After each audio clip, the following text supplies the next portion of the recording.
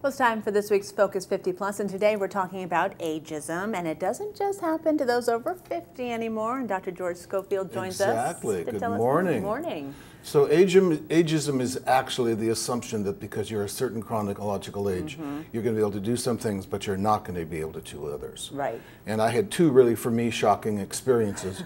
One of which was on the corporate consulting side of my life. I sit on hiring panels, and we were considering who would be a good CEO for this particular client. And someone actually said, he's too stuck in his ways. He's got to be at least 45. Really? Then I was at dinner. Oh, my goodness. And a physician who was at the same dinner party said to me that he didn't like to prescribe more than 2 medications for people my age because we couldn't keep track of our medications. So I went, goodness. whoa, Yeah. okay, ageism is creeping. I think we need to do a show about this. So the assumption then is that folks over a certain age are incompetent. They don't know what they're doing. Right. They've stopped learning and they've stopped being adaptable. And so it's not just for those over 50. We're talking really much younger, though. We are. We are. We're talking about aging altogether. Yeah. I think we aren't going to be able to eradicate it. The best thing to do is to not practice it ourselves. So the example would be that the man who leased me my car, who is, I would imagine, in his 60s somewhere, said, he told me, looked me in the eye and said, I'm too old to learn computers and cell phones. So he's practicing ageism. Yeah, cannot be like that. You have to go with what's going on and exactly. keep current. Exactly. So there's a way to do that. How do you do it?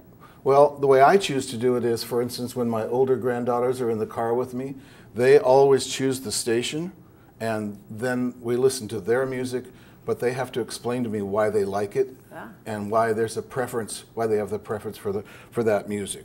Another example would be simply keeping track of social change, because if we only hang out with people in our own age group, we're going to know what they know. I was in San Francisco recently, and I came from the generation that wanted a starter home. The people who are, for instance, Silicon Valley workers who live in San Francisco want the 2 amenities they mostly want to go with their new condo they're purchasing are a dog washing room and bicycle storage. Interesting. That really blew my mind because I thought, whoa, I'm out of date in terms of what people would look for to start. So the major thing that we can do is hang out with people of all ages and listen.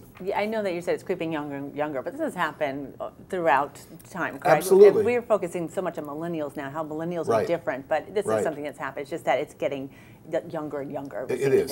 It is. It's creeping. So I don't think we can change it societally, but I do think we can really work on how we practice it and how we stay alert to what's going on. All right. Great advice as always. Thank you. All right. Well, so great to see you, and we'll see you too. again next Monday. Yes. And we'll have much more after this. Stick around. You're watching SNN.